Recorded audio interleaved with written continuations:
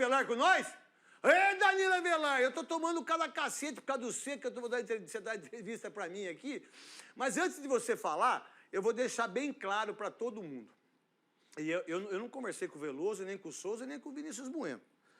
Eu acho que todo mundo na nossa vida, todo mundo, todas as pessoas têm o direito do perdão. E aí, esse espaço vai ser para você, Danilo. Eu não sei se você está escutando ou não, aí o Cascão, o pessoal lá de cima já presta atenção. É que o Danilo Avelar está treinando no time lá, não saiu. A torcida fez um manifesto contra você.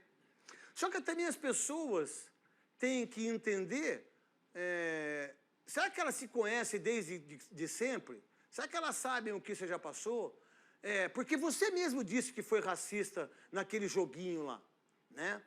E aí, quando veio aqui para mim, para você participar dos Donos da Bola, eu falei, perfeitamente, mas pode falar. E aí, você tem o direito de falar o que você quiser, né? Daquilo que aconteceu com você, do seu erro, do que a sua família está sofrendo, e também do que as pessoas têm a interpretação e têm também a ideia, porque o racismo ele é muito forte nesse país. As pessoas, a gente está acostumado a achar que um negro que está dentro de um carro, ele é chofer. A gente achar que uma negra que está trabalhando na televisão, que ela é empregada doméstica. E qual o problema de ser empregada doméstica branca, amarela? A gente tem que ter esse tipo de ideia e a gente passar isso para os nossos filhos. E o que você está passando, você procurou isso. E aí é sua responsabilidade. Então você tem o tempo que você quiser. E vou fazer a primeira pergunta. Você sempre foi racista? Você é racista? Ou você foi um erro que você cometeu grave em relação ao que você falou? Boa tarde a todos. Obrigado pelo convite e pelo espaço, Neto. É de suma importância para mim pronunciar, obviamente, depois de tanto tempo que eu fiquei em silêncio, porque foi um silêncio importante para mim para entender todas as coisas que aconteceram. Desde já respondendo a sua pergunta, não, jamais me senti, fui ou tive algum episódio de racismo e fui infeliz, sim, naquele jogo, num videogame, onde me exaltei, estava ali em confronto contra um estrangeiro, um argentino. Quem joga esses jogos sabem que o ambiente ele é muito perturbador ali dentro dos jogos, pois não tem meu rosto, não tem minha imagem, ali eu sou um anônimo, digamos assim, e eu fui provocado, né, por esse estrangeiro que acabei usando as palavras de conotações racistas. Fui muito infeliz, me envergonho plenamente disso, errei muito, exato, errei muito, tenho plena consciência disso, mas eu não deixei por isso, para mim um simples pedido de desculpa não seria o suficiente para primeiramente melhorar a pessoa que eu sou, porque muitos se falaram de clube, de Corinthians, de emprego, de trabalho, mas de verdade o tema racismo ele é muito superior a todas essas coisas. Então, eu fiquei em silêncio porque eu precisei evoluir como ser humano. Então, eu busquei informações, eu saí da minha zona de conforto, eu saí da minha bolha, eu fui conversar com pessoas que vivem esse problema diariamente e eu fui passar a entender o porquê que eu, como um privilégio de um homem branco perante a sociedade, que está num racismo estrutural e institucional tão forte, acabo cometendo certos deslizes, né? E com esses estudos, com os cursos que eu estou fazendo com pessoas capacitadas. Qual o curso que você está fazendo em relação a para você aprender o que você fez aí? Eu estou fazendo um curso com a Winnie Bueno, né, que é uma pesquisadora negra, no qual ela está me ensinando diariamente e semanalmente sobre o tema, justamente porque a minha maior preocupação foi o que eu vou poder ensinar para o meu filho se eu cometi um erro e não percebi esse erro. Certo. Então, diante desses estudos, eu comecei a entender outras coisas que vêm lá do racismo, da parte da escravidão, vem lá de trás certos comportamentos que nós temos no dia a dia, né? Então, são coisas rotineiras do dia a dia que está enraizado e a gente tem que mudar isso. Né? Só silenciar o problema não resolve, e era o que eu talvez fazia antigamente. Eu não fazia nada em pró para combater o racismo, e eu tive que errar para poder me alertar e melhorar, e é o que eu estou fazendo. Então eu fui na CUFA, fui dentro nas comunidades, conversar com as pessoas que fazem as ações, entender mais essa dificuldade dessas pessoas, o porquê que a questão racial está tão atrelada à relação classial. Ô Danilo, o que você aprendeu em relação a isso aí na CUFA, com isso que você está fazendo? O que você aprendeu para você, Danilo Avelar, para sua família, né, em relação ao racismo? O que você aprendeu com isso? Olha, é bem complexo, mas de imediato a gente vê que o racismo ele está na nossa frente de diversas formas que a gente não enxerga. Verdade. Porque é um racismo estrutural e institucional. Então a gente acaba tendo expressões de cotidiano que a gente não imagina. O próprio racismo na brincadeira, ele pode afetar uma pessoa, né? Que a gente fala racismo recreativo, onde você brinca com um amigo e o cara dá uma risada, mas você não sabe se realmente ele foi ofendido. E a gente não tem, e ao analisar tudo, eu vejo que um dos maiores problemas era na parte educacional. A gente não teve uma educação que nos ensinou sobre o racismo, sobre a escravidão, para a gente não cometer esses erros, né? Quantas vezes seu filho chegou na sua casa e falou, olha, aprendi hoje na escola alguma coisa sobre o racismo, que não pode, que isso, aquilo. Eu, particularmente, não tive isso. Então, eu acho que a parte educacional é muito falha nessa questão de nos preparar, de nos posicionar e de entender mais o lado. E, consequentemente, isso acontece por causa de uma questão estrutural e institucional, né? E aí vem o que? A desigualdade, que a desigualdade não permite as pessoas negras, por causa da instituição, não darem a liberdade para ela ser uma pessoa igual a outra. E aí acontece toda essa parte do racismo que a gente acaba deslizando no dia a dia por falta de informação e educação. Ô Danilo, quando aconteceu isso com você, eu quebrei você, assim, na Rádio Crack Neto, eu te critiquei muito em relação a isso, nos donos da bola, né? Mas quando aconteceu isso com você, você foi julgado a todo instante, a sua família também, como você teve que lidar com isso e também aprender com tudo isso, de tudo que aconteceu? Porque já vai fazer quanto tempo já? Quase... 3 meses hoje.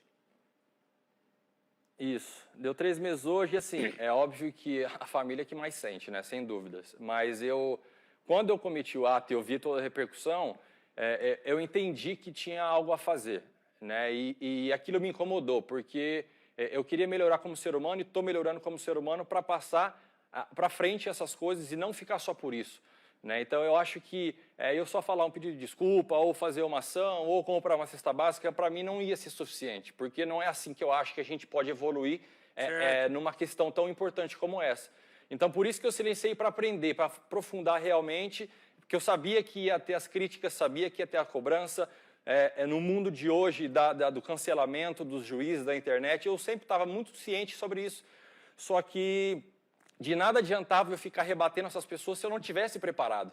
Porque eu não tive uma preparação para poder falar sobre o tema. Só que eu errei, eu evoluí, eu passei por isso e eu estou aprendendo. Estou buscando informações, eu estou saindo da minha bolha, sair da minha zona de conforto em prol de uma coisa melhor que eu possa também, com o meu erro, as pessoas se sensibilizarem para não errar também. Porque a gente aprende com o nosso erro, mas a gente aprende também com o erro dos outros. E é isso que eu queria deixar para as pessoas, que sim, a gente é falho, o ser humano é falho, mas a gente tem que não ficar só por isso, a gente tem que buscar evoluir, buscar informações. E foi o que eu fiz e o que eu estou fazendo, e dificilmente eu vou parar de fazer, porque é uma coisa que é para o resto da vida. O Veloso vai fazer uma pergunta, o Souza também, o Vinícius Bueno. Eu só vou fazer uma pergunta. É bom você deixar bem claro para as pessoas que estão aqui, porque a repercussão, só de ontem, eu pensei que você ia estar ontem comigo aqui, que eu sou meio louco. E aí, depois que me falaram que você ia estar hoje, porque aí deu uma repercussão incrível na mídia social, só de eu ter falado que você ia estar aqui. Porque tem muita gente que está a favor e tem muita gente que está contra você, e também contra mim. Está tudo certo, não tem problema nenhum. Até porque a gente tem que ter na democracia isso. Você não está aqui só para voltar a jogar futebol, não, né? É bom você falar isso para as pessoas, porque você não está fazendo isso. Porque muita gente vai colocar isso, entendeu? Ó, Neto é corintiano, e ele está fazendo isso para o Danilo Avelar para ele jogar. Não, você não está fazendo isso, tudo que você está falando, para poder voltar a jogar futebol. Não tem nada a ver isso aí, ou tem? Não, o senhor falou muito bem, vou deixar bem claro que eu, graças a Deus, eu tive já uma carreira brilhante de anos de Europa, voltei para o Brasil para realizar meu sonho de jogar no Corinthians, porque eu sempre deixei muito bem claro que eu sou corintiano. E sim, meu sonho é continuar jogando no Corinthians, mas o meu objetivo principal hoje é pela causa, Porque, eu repito, a causa ela é muito mais importante que qualquer todas as situações. É muito mais importante de eu voltar a jogar futebol, seja no Corinthians, seja em outro lugar. É muito mais importante se eu perder meu emprego, ter que trabalhar na rua. É muito mais importante isso, porque eu tenho capacidade para isso, para melhorar. Certo. Então, sei que as pessoas têm o sensacionalismo, mas e meu coração sabe que eu preciso melhorar como ser humano para poder evoluir, e quem está ao meu redor e as pessoas que me acompanham enxergar isso e também se sensibilizar para ser uma pessoa melhor também. Parabéns, filho. Veloso, Souza e Vinícius Bueno. Uma pergunta para cada um, para o Danilo Avelar, que está aqui nos donos da bola e está abrindo o coração. Ô, Danilo, boa tarde para você. O que eu queria saber é como foi a sua relação no clube depois do fato, né, desse episódio que hoje completa 90 dias. A princípio se falou, né, que o Corinthians iria rescindir o contrato, não sei se teve essa negociação de rescisão de contrato. Como que o clube administrou essa situação nesse período todo? Até se houve essa busca dos seus representantes para rescindir esse contrato, ou se houve um apoio, e principalmente, eu quero saber também, se você pode dizer, se vai mudar a sua relação no dia a dia com os atletas que são negros e que a gente sabe que convivem com a gente no futebol desde sempre, né? Boa tarde, Veloso. Bom, perfeitamente. Se tratando de atleta, você sabe muito bem, a vida inteira no futebol a gente convive, e muito bem, inclusive, nesse meio. E no dia seguinte, obviamente, eu imaginava uma turbulência, mas eu fui muito bem acolhido porque, repito, as pessoas que estão ao meu redor, que estão no meu dia a dia, sabem da minha capacidade, sabem da minha índole e conhecem a minha pessoa, conhecem a minha personalidade. Tanto que muitos assustaram do fato de eu ter acometido, porque eu sempre prezei por um lado de exemplar, né? Sempre prezei isso dentro de campo e fora de campo. Então todos entenderam super bem, sabem como eu sou, sabem que eu errei, de imediato pedir desculpas a todo mundo do grupo que se sentiu, né, mal com essa situação, mas todos entenderam perfeitamente e estenderam a mão, tanto que continuei treinando normalmente, as coisas aconteceram normalmente, precisava de um tempo, eu entendo perfeitamente que teve uma turbulência de partes burocráticas da diretoria com meus representantes e com a minha pessoa, mas até a diretoria sabe, eles conhecem a minha pessoa, sabem da minha representatividade dentro do clube, sabem por tudo que eu já passei, que eu superei dentro do clube, conhecem a minha índole, entendem o meu lado. Então, acho que foi necessário esse tempo para tomarem as melhores decisões e não ter a melhor decisão no dia que é onde as coisas estão muito quentes e às vezes pode ter uma decisão errada e precipitada. Danilo, boa tarde. Eu queria saber, né, eu passei por algo parecido agora há pouco também na internet. Do que foi? Eu também sofri um ataque desse, né? Eu estava na rádio lá e... na Rádio Craque Neto. Na Rádio Craque Neto, e eu sei quanto isso é chato, né, pra gente como ser humano, mas eu entendo também... E ainda que a gente tenha a possibilidade de falar, né? E eu entendo também que... Eu gosto muito de ler a Bíblia, né? A Bíblia diz que aquele que não errou, Jesus disse, né? Aquele que nunca errou, que atire a primeira pedra, né? Então, todos nós somos passivos de erro. O grande segredo é o que nós vamos fazer a partir desse erro, né? Eu queria saber o que é que você tem trabalhado a sua cabeça para a sua volta, porque é uma coisa que você vai ter que conviver com ela durante muito tempo, porque aqui no nosso país e a nossa humanidade, a gente se apega muito nas coisas ruins que a gente faz, e a gente leva isso para o resto das nossas vidas. Perfeita colocação. Olha, sem dúvidas, já me tornei uma pessoa melhor, já me sinto um instrumento de poder levar essa verdade e essa experiência que eu tive para outras pessoas, porque, repito, para mim não seria de uma outra forma se eu fosse, vou fazer o marketing, vou aqui fazer a figura bonita só para convencer a torcida, para eu ficar no clube e vida que segue.